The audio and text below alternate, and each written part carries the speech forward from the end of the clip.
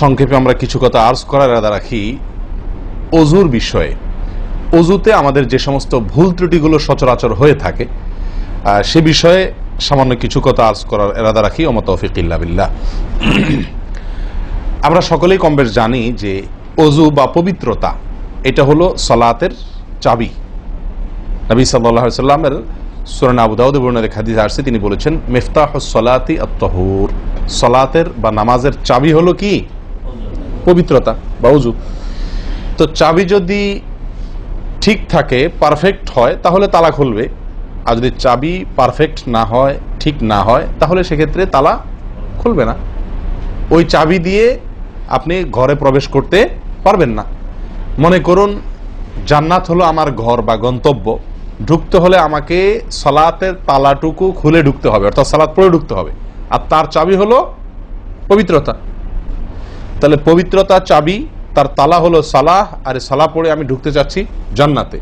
তাহলে আমার শেষ গন্তব্যে, অর্থাৎ আমি যে জায়গাটা যেতে চাচ্ছি সেই জায়গায় জান্নাতে যেতে হলে আমার সালাত ঠিক হতে হবে, আর সালাত ঠিক হতে হলে তার চাবি ঠিক থাকতে হবে। তালা ঠিক থাকতে হলে, তালা খুলতে হলে চাবি ঠিক থাকতে হবে। সেটা হলো কি? সালাত, তাহারাত বা পবিত্রতা। তো পবিত্রতার সবচাইতে কমন পবিত্রতা হলো ওযু। এই ওযুর বিষয়ে আমাদের বেশ কিছু ত্রুটি, বেশ কিছু ভুল ভ্রান্তি হয়ে থাকে। ওযুর যে ভুলগুলো হয়তো আপনিও করেন, আমরাও করছি প্রতিনিয়ত, কিন্তু জানি না। তো সেগুলো নিয়ে আমরা সংক্ষেপে আলোচনা করব। নবী সাল্লাল্লাহু আলাইহি ওয়াসাল্লাম বুখারী মুসলিমের হাদিসে আসছে, তিনি বলেছেন লা তুকবালু সালাতুন বিগাইরি তাহুরিন, পবিত্রতা ছাড়া কোনো সালাত কবুল হবে না। কোনো সালাত আল্লাহর কাছে অ্যাকসেপ্টেড, গ্রহণযোগ্য হবে না কি ছাড়া? তাহারাত ছাড়া, ওযু ছাড়া। অতএব এই ওযু এটা পূর্ণাঙ্গ হলে সালাত পূর্ণাঙ্গ হবে, সালাত পূর্ণাঙ্গ হলে জান্নাতে যাওয়া সহজ হবে ইনশাআল্লাহ।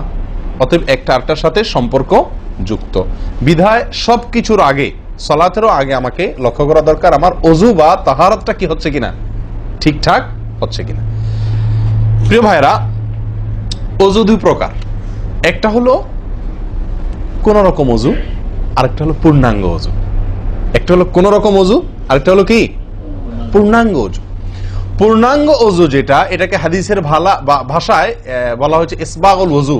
পূর্ণাঙ্গভাবে ওযু করা, এটাকে বলা হয়েছে ইসবাগুল ওযু, অর্থাৎ ওযুকে পরিপূর্ণভাবে করা। আর একটা হলো যেন ভাবে কোন রকম ভাবে ওযু সেরে ফেলা। আমরা সাধারণত সারাদিন যে ওযুটা করি, সারা জীবন যে ওযুটা করে আসছি, সেটা হলো যেন তেন ওযু বেশিরভাগ লোকের। ইল্লা মান রাহিমা রাব্বি, হাতে গোনা কিছু লোক আমরা আছি যারা ইসবাগুল ওযুর যে নির্দেশ সেটা পালন করতে সক্ষম হয়েছি, অর্থাৎ ওযুটা পূর্ণাঙ্গ করতে পেরেছি। প্রিয় ভাই বন্ধুগণ, ইসবাগুল ওযু এর নির্দেশ নবী সাল্লাল্লাহু আলাইহি ওয়াসাল্লাম বিভিন্ন জায়গায় দিয়েছেন, বিভিন্ন জায়গায় বহু হাদিসে আসছে, তোমরা ওযুকে আসবিগুল ওযু, আসবিগুল ওযু, তোমরা ওযুকে পরিপূর্ণ করো, ওযুকে পূর্ণাঙ্গভাবে করো, সঠিকভাবে করো, যথাযথভাবে করো। তার মানে নবী সাল্লাল্লাহু আলাইহি ওয়াসাল্লাম জানতেন যে ওযুতে যথার্থতার খেলাফ প্রচুর পরিমাণে হয়ে থাকে, আর সেজন্য তিনি সাবধান করেছেন আসবিগুল ওযু, অর্থাৎ ওযুকে তোমরা পূর্ণাঙ্গভাবে করো, সুন্দরভাবে করো, যথার্থভাবে করো। কথা কি বুঝাতে পারছি? যেহেতু ওযুর বিষয়ে আমাদের গাফলতি আছে বা গাফলতি থাকার কথা, সেজন্য নবী সাল্লাল্লাহু আলাইহি ওয়াসাল্লাম আমাদেরকে বলেছেন ওযু করো, এটা না, বলেছেন আসবিগুল ওযু, অর্থাৎ আকমিলুল ওযু, ওযুকে পরিপূর্ণভাবে করো, সুন্দরভাবে করো, যথাযথভাবে করো।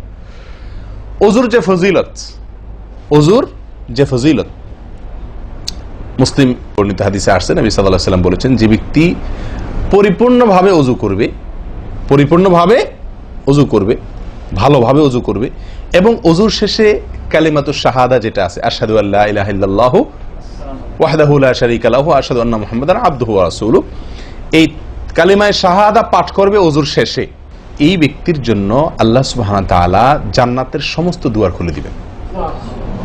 তাহলে আমরা বলতে পারি জান্নাতের 8 দুয়ারের সমস্ত দুয়ারের একটা রিমোট এখানে নবী সাল্লাল্লাহু আলাইহি ওয়াসাল্লাম আমাদেরকে বাতলে দিয়েছেন। একটি রিমোট, এই এক রিমোট টিপের সঙ্গে সঙ্গে 8 দরজা সব খুলে যাবে। সেটা হলো ওযুকে কি করা? পরিপূর্ণভাবে করা, সুন্দরভাবে করা, এবং এর শেষে, ওযুর শেষে কালিমাতুশ শাহাদা পাঠ করা, আশহাদু আল্লা ইলাহা ইল্লাল্লাহু ওয়াহদাহু লা শারীকা লাহু ওয়া আশহাদু আন্না মুহাম্মাদান আবদুহু ওয়া রাসূলুহু। আপনি পাঠ করলেন, জান্নাতের সমস্ত দুয়ার এর রিমোট যেন টিপ দিলেন। এই 3টা কাজ করলেন মানে কি, জান্নাতের 8 দরজার একটি কমন রিমোটে টিপ দিলেন আপনি, সবগুলো পটপট খুলে যাবে, যে কোনো দরজা দিয়ে আপনি জান্নাতে দাখিল হতে পারবেন ইনশাআল্লাহ। প্রিয় ভাইরা, তাহলে হাদিস থেকেও বোঝা গেল যে কোনো দরজা দিয়ে ঢুকতে হলে ওযুটা হইতে হবে পরিপূর্ণরূপে ওযু, ইসবাগুল ওযু। অতএব ওযু আমার পরিপূর্ণ হচ্ছে কিনা এই বিষয়টা একটু যাচাই করা দরকার, কি দরকার না? প্রিয় ভাইরা, নবী সাল্লাল্লাহু আলাইহি ওয়াসাল্লাম সুনানে আবু দাউদের এক হাদিসে বলেছেন, ইন্নাহা লা তাতিম্মু সালাতু আহাদিকুম হাত্তা ইউসবিগাল ওযুআ কামা আমারাহুল্লাহ।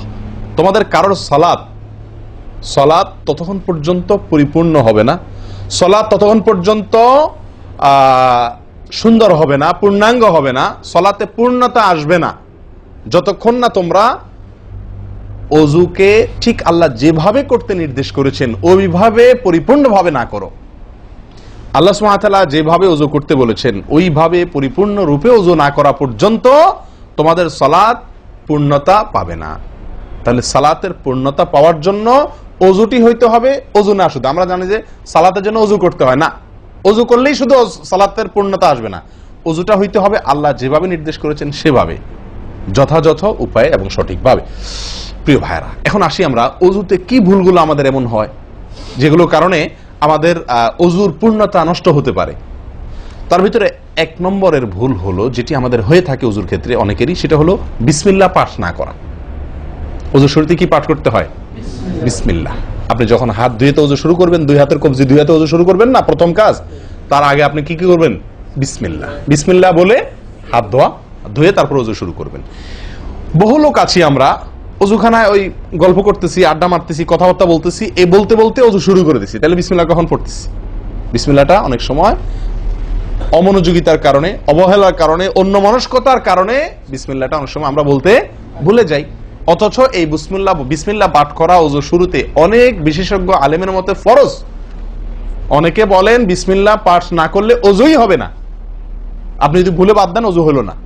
যদিও সংখ্যাগরিষ্ঠ ওলামাদের মতে এটা না, তাদের মতে বিসমিল্লাহ পাঠ করা এটা ওযুর সুন্নাহ, এটা হলো ওযুর কি সুন্নাহ। এটা আপনি যদি বিসমিল্লাহ বলে যদি ওযু শুরু করেন তাহলে ওযুটার ভিতরে পূর্ণাঙ্গতা আসলো, ওযুটার ভিতরে কি আসলো? পূর্ণাঙ্গতা আসলো, ওযুটার ভিতরে ওযুটা আপনার হৃষ্টপুষ্ট হলো। এই ওযুতে ইনশাআল্লাহ আপনার সালাত পূর্ণাঙ্গ হবে, যে সালাত আপনাকে জান্নাতে নিয়ে যাবে ইনশাআল্লাহ। তাহলে ওযুর শুরুতে একটা প্রাথমিক ভুল হলো বিসমিল্লাহ ভালো করে না পাঠ করা। নবী সাল্লাল্লাহু আলাইহি ওয়াসাল্লাম বলেছেন, ইবনে মাজাহ হাদিস, লা ওযুআ লিমান লাম ইয়াযকুর ইসমাল্লাহি আলাইহি, ওই ব্যক্তির ওযু হবে না। হাদিসটি সহিহ।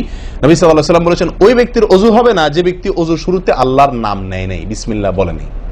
এখন ওযু হবে না বলা হয়েছে, এই হবে না বলতে হাদিস বিশেষজ্ঞ ওলামা ইকরাম এবং ফুকাহা ইকরাম বলেন, এখানে হবে না বলতে ওযুর ওই প্রাণ হলো না, ওযু পূর্ণাঙ্গ হলো না, ওযুটা যেভাবে হওয়া দরকার ছিল সেভাবে হলো না, কোন রকম হয়ে গেল মার্শাল হাল, সালাত আদায় হয়ে গেল, দায়িত্ব খালাস হয়ে গেল, কিন্তু এটা যেভাবে আল্লাহ সুবহানাহু ওয়া তাআলা চাচ্ছেন, নবী সাল্লাল্লাহু আলাইহি ওয়াসাল্লাম চাচ্ছেন, যেভাবে ওযুর নির্দেশ আসছে সেভাবে হলো না। যদি আমি বিসমিল্লাহ পাঠ না করি, তাহলে বোঝা গেল ওযু করার সময় আপনি কারোর সাথে কথা বলছেন, খোশ গল্প করছেন, মোবাইলে আলাপ করছেন, অন্য কোনো ব্যস্ততায় আছেন, অন্য কোনো ধ্যানে আছেন, ওই অবস্থায় হাত ধুয়ে ওযু শুরু করে দিলেন, বিসমিল্লাহ পাঠ করলেন না। এটা হলো একটা ত্রুটি। এই ত্রুটি আমাদের হয় কিনা মাঝে মধ্যে? অনেকে তো আছেন নিয়মিতই করেন না, অনেকে আছেন করেন কিন্তু ওই যে অন্য মানুষকে হয়ে গেলে হাত ধুয়ে শুরু করে দিয়েছেন আর বিসমিল্লাহ আর বলেন নাই। তাহলে আপনি যে কোনো কাজের শুরুতে বিসমিল্লাহ বললেন কি না বললেন সেটা এত বেশি গুরুত্বপূর্ণ না, যত বেশি গুরুত্বপূর্ণ ওযুর শুরুতে বিসমিল্লাহ পাঠ করা, কারণ এটার জন্য পৃথক নির্দেশ এসেছে। এমনি তো একটা কমন নির্দেশ আছে, নবী সাল্লাল্লাহু আলাইহি ওয়াসাল্লাম বলেছেন, কুল্লু আমরিন জিবারিন লাম ইউবদা বিবিসমিল্লাহ ফাহুয়া আবতার ওয়া ফি রিওয়ায়াতিন ফাহুয়া আকতা। যে কোনো গুরুত্বপূর্ণ কাজ আল্লাহর নাম দিয়ে শুরু না করলে সেটা অপূর্ণাঙ্গ থাকে, কাজটা অর্ধেক থাকে, অর্ধেকা থাকে, অপূর্ণাঙ্গ থাকে, পূর্ণাঙ্গতা আসে না যে কোনো ভালো কাজ। কিন্তু ওযুর বিষয়ে নবী সাল্লাল্লাহু আলাইহি ওয়াসাল্লামের আলাদা নির্দেশ আছে, ওযু হয় না এমন কথা তিনি বলেছেন। তাহলে বোঝা গেল ওযুর শুরুতে